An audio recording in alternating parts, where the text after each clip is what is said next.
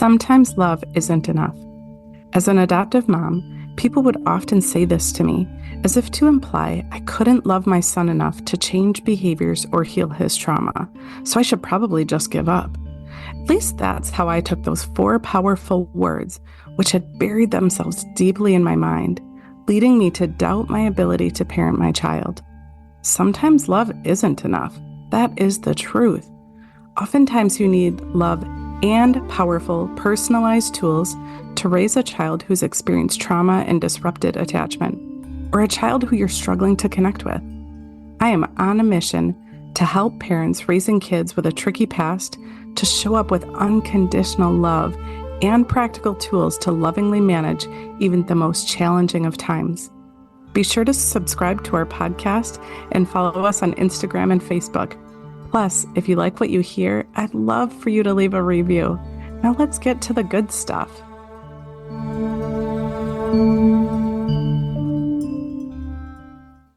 Welcome back to Sometimes Love Isn't Enough. I am your host, Angie Grandt, and for today's episode, I want to talk about burnout.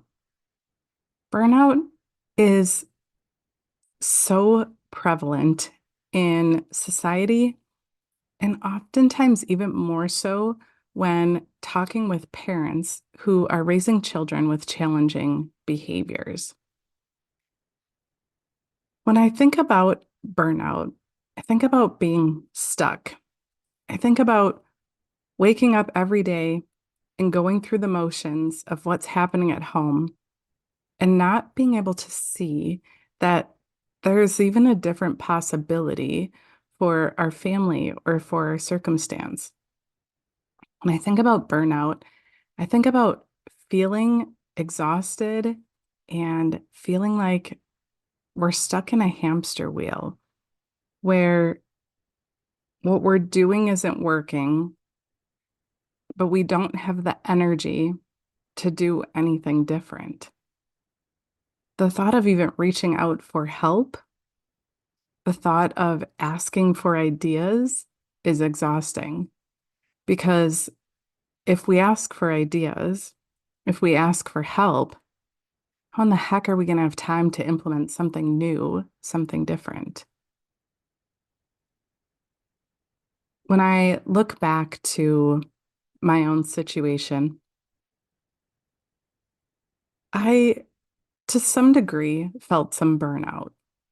I think that we all, well, I don't think, I know that we're all designed so differently.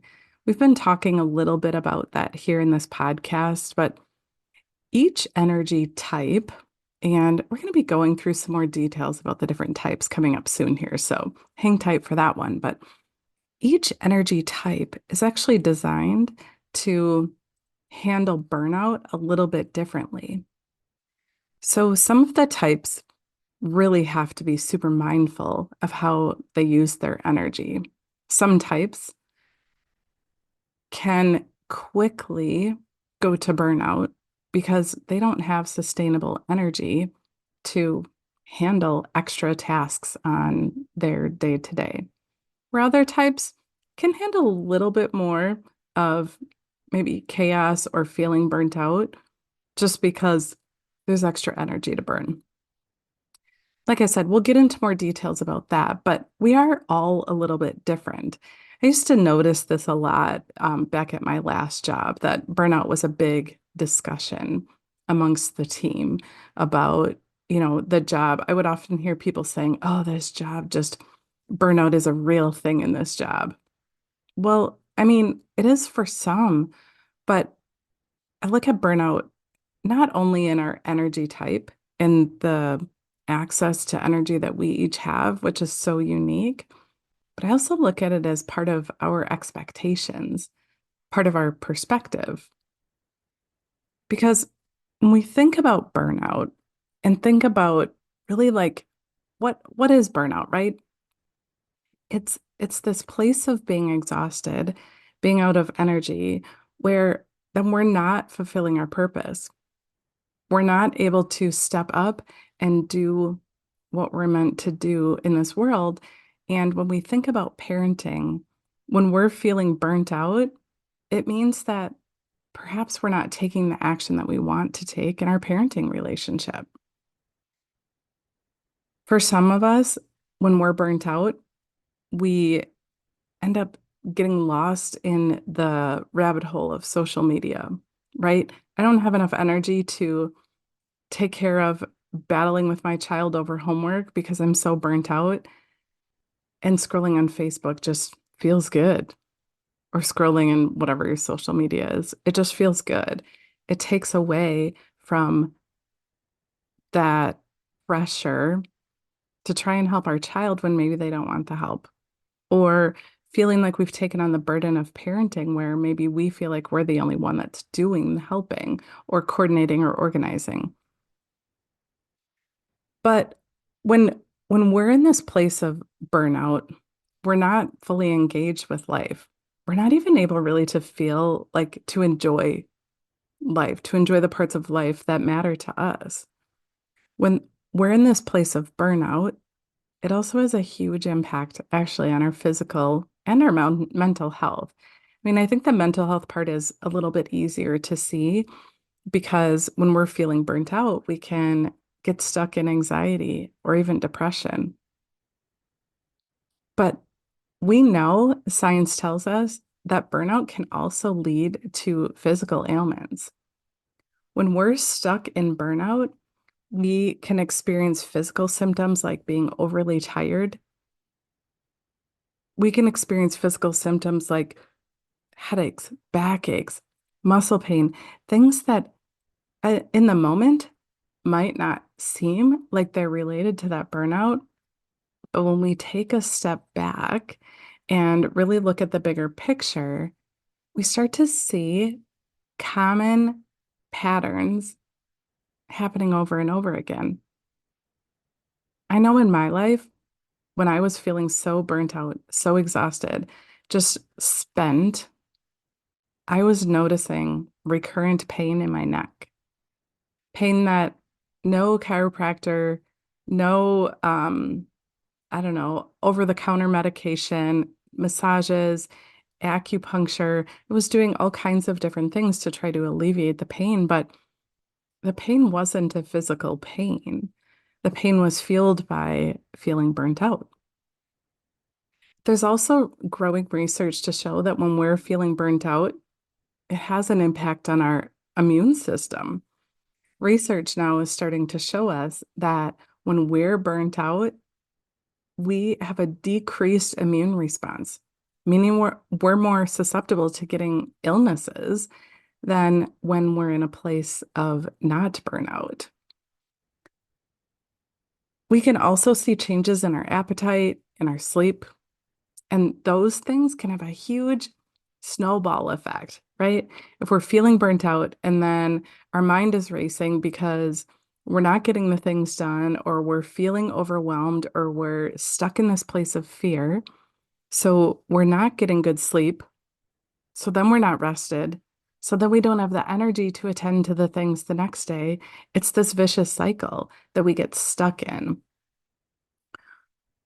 We also know that when we're stuck in this place of burnout, it has an impact on the way that we view ourselves.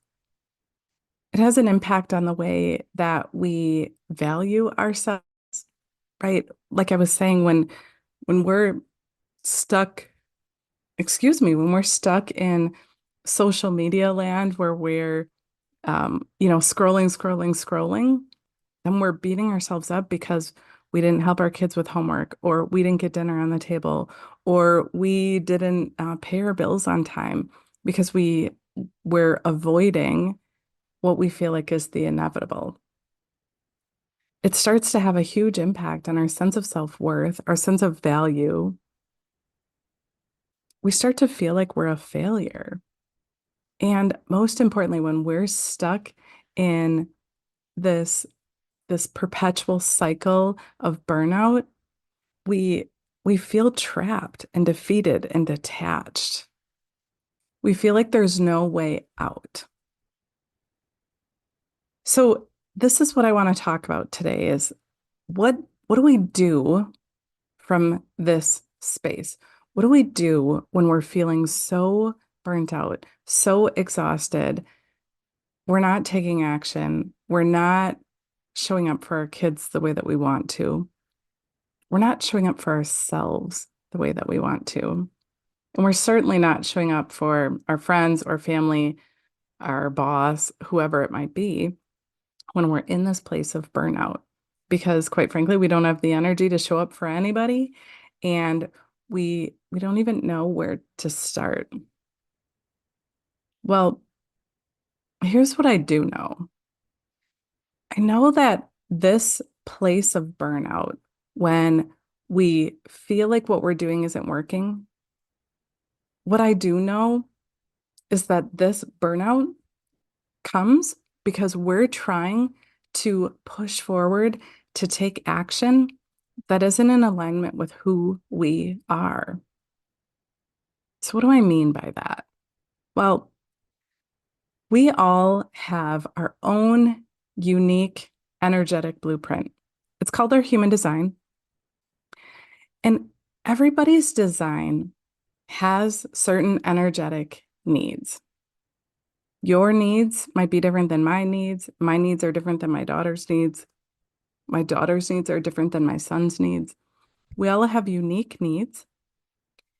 And and growing up, being in society, being a human, we get so much feedback that convinces us to not be true to who we are. So what do I mean by that? Well, let's say, for example, that I am a generator. I'm a generator type, which means I have energy to do work that I love in the world. And I have this energy every day. But there are also many other parts of me. For example, part of my design, it's called my profile, is that I need to go in to integrate what I'm learning.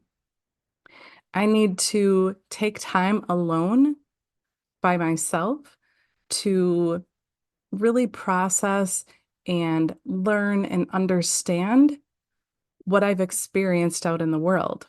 I have a lot of openness and I pick up on energy from all kinds of people. And so I need to take time to integrate what I'm learning about my experiences with others, about the information that I learn, about other people's energy.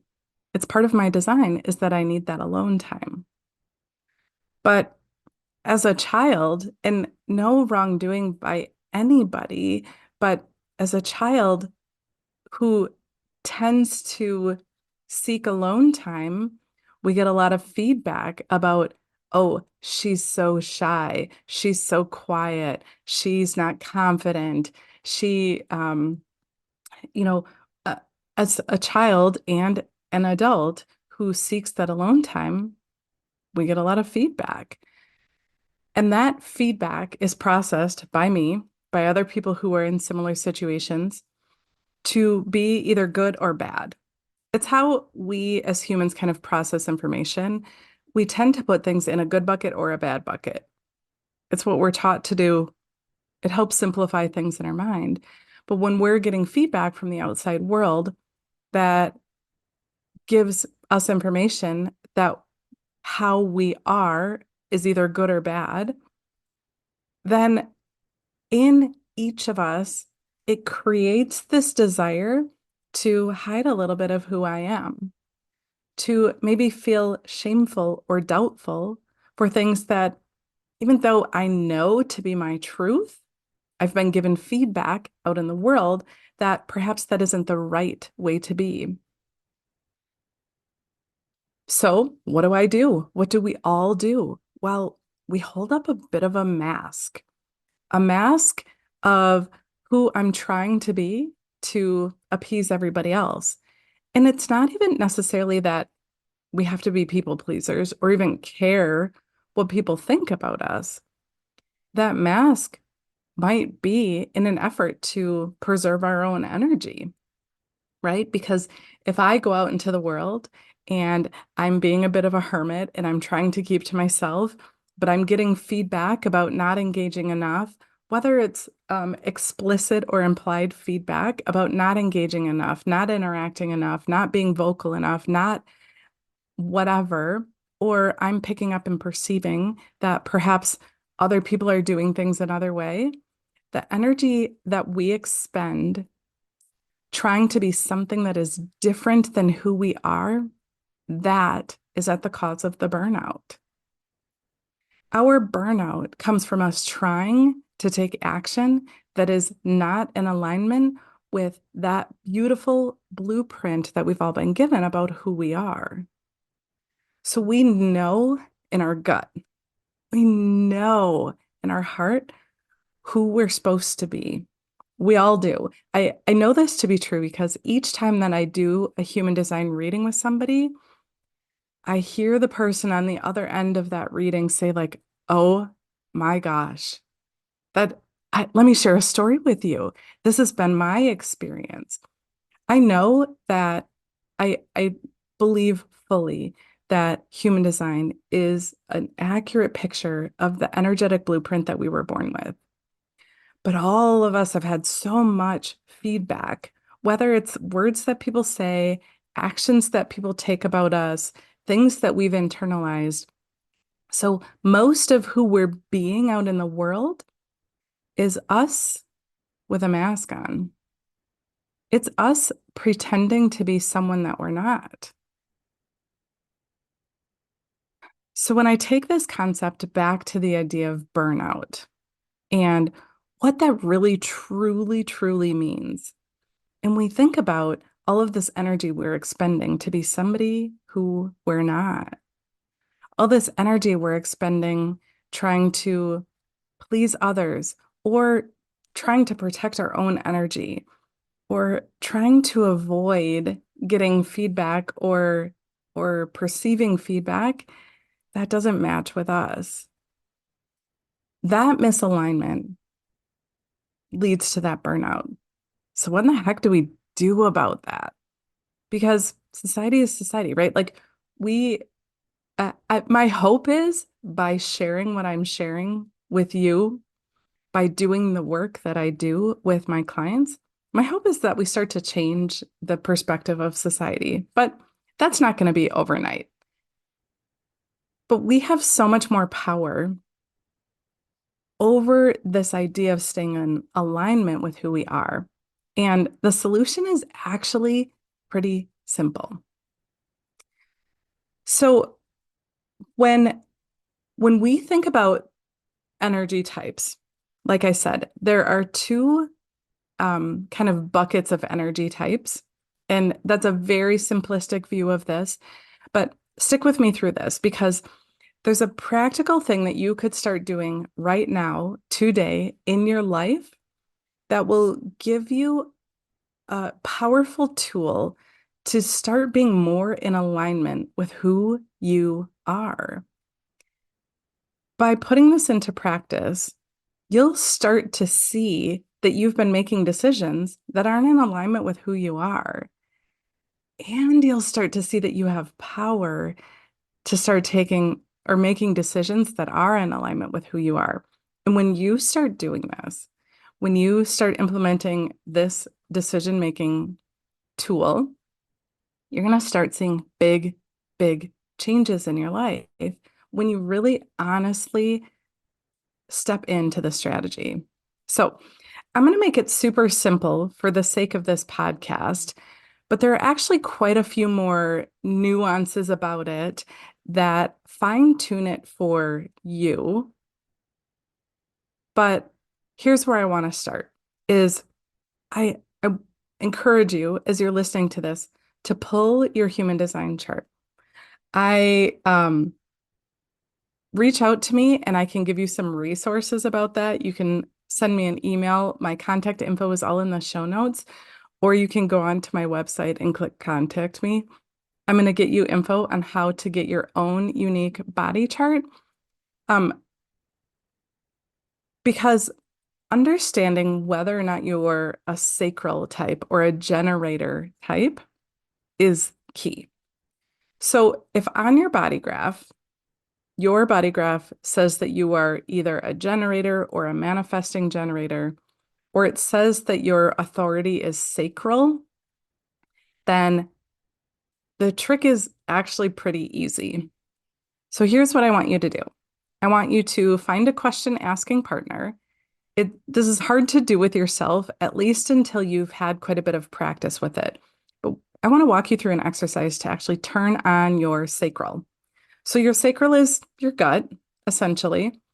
And when you have a defined or colored in sacral on your body graph, on your unique energy type, it means that your sacral has a voice.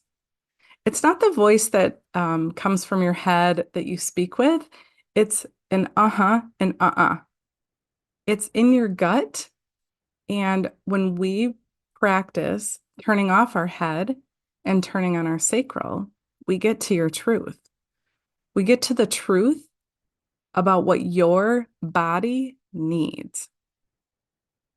Versus when someone asks you a question and your head is answering, well, your head has been very, very, very conditioned by all of your experiences in life. Your head quickly analyzes maybe what other people are thinking or past information that you've received or what the impact of that decision might have on other people or your future or a bazillion other things. Our mind is quick to pull a ridiculous amount of data to help you make a decision. But that decision is not your truth. When we are responding from our head, that decision is based on a ton of information from the outside world and maybe a smidge of your truth. But your sacral only knows your truth. So here's how we do this. I want you to find a question asking partner. So if you have a defined sacral, if you are a generator type, so a generator or a manifesting generator, and in your body graph, it says that your authority is a sacral authority, I want you to find a question asking partner. And your job as the person answering the question is to respond with uh-huh and uh-uh. So your question asking partner should start out by asking you questions that are obvious to both of you, right? Are you wearing a black and white shirt? Uh-huh. Are you wearing purple earrings? Uh-uh. Are you sitting in a chair? Uh-huh. So have them start by asking a few warm-up questions to turn on your sacral to things that both you can see are the truth. And then have your question asking partner slip in a question that is about what you actually want to know about. So you could start this with things that are simpler, like going out for dinner. So what this might look like is, just like I said, are you wearing a black and white shirt? Uh-huh. Are you sitting in a chair? Uh-huh. Are you wearing purple earrings? Uh-uh. Do you want pizza for dinner? Uh-uh. Oh, do you want spaghetti for dinner? Uh, hmm, okay. Right? When you get an answer that's like that, where it's a little bit of a like, I'm not really sure, it's still a no. Your sacral will give you a definitive yes when yes is your truth, or when that's, what is true to you. And any of that, like hesitating, pausing, that means that your sacral turned off for a second and your head is trying to figure out other pieces. So a workaround around that, right? So my question was, do you want spaghetti for dinner? And my response was, I mean, okay. Well, ask a different question along that line. Do you want to go out for spaghetti? Uh-uh. Oh, do you want to cook spaghetti at home? Uh-huh. Right?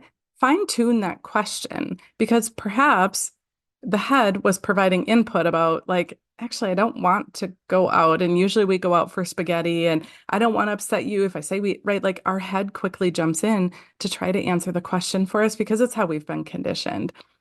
So, so that's my challenge for you. If you are a sacral being, if you are a generator type, I want you to practice question asking in a yes, no format. I say yes, no, but it's really uh-huh and uh-uh because that's the voice of your sacral.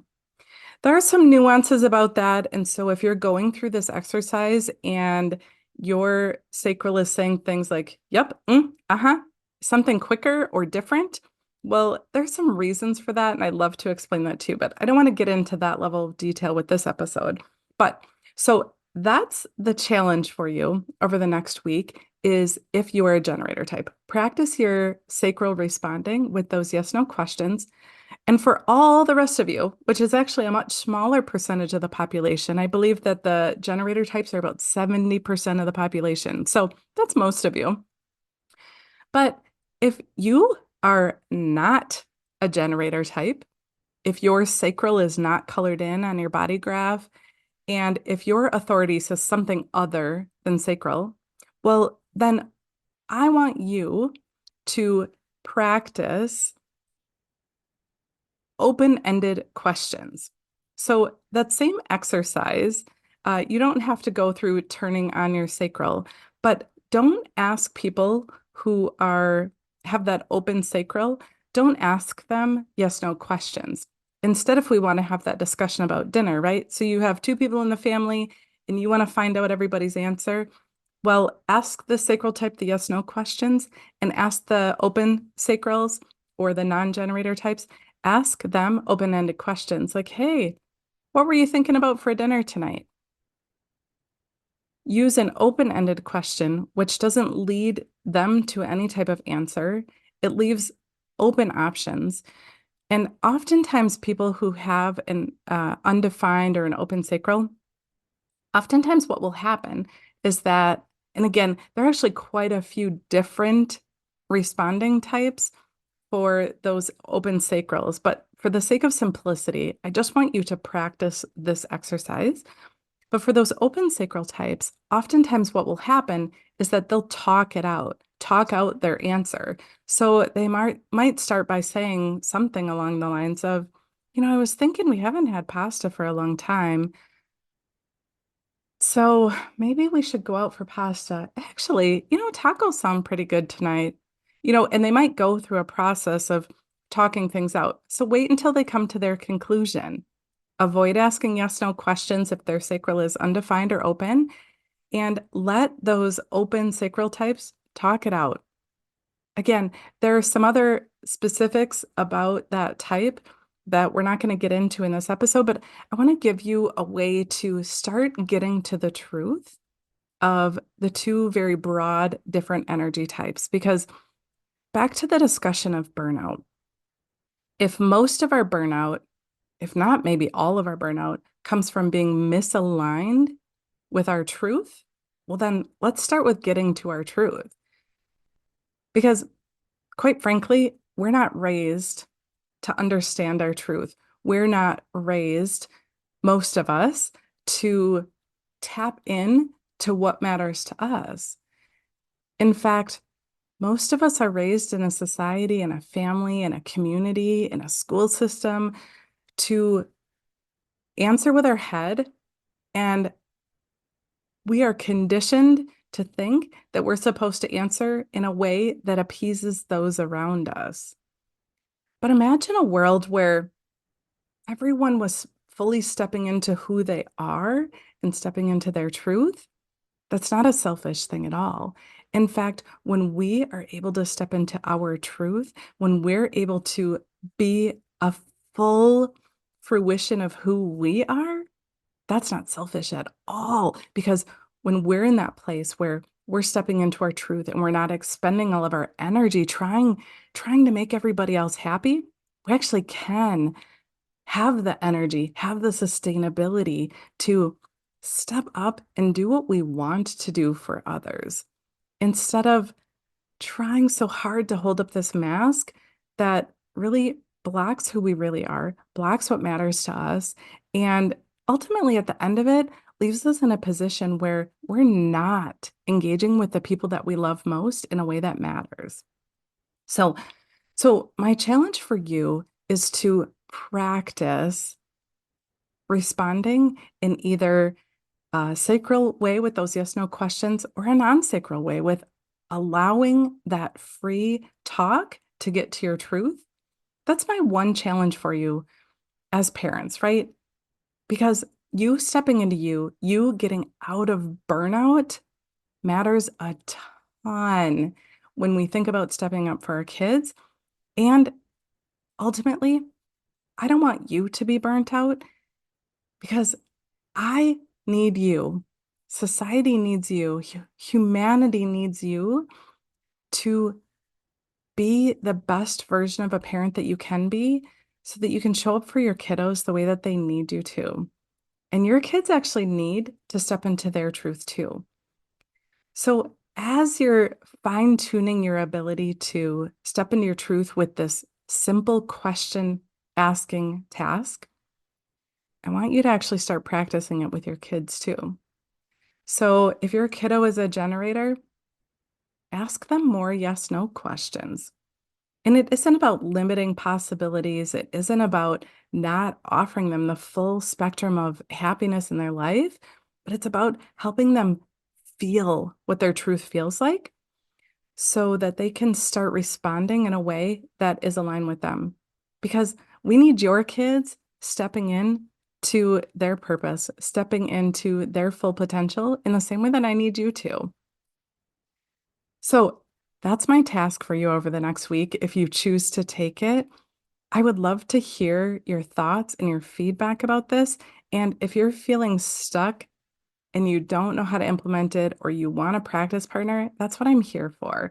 So reach out. I would love to connect with you and see how I can help your family to live to your fullest potential so that we can help our kids.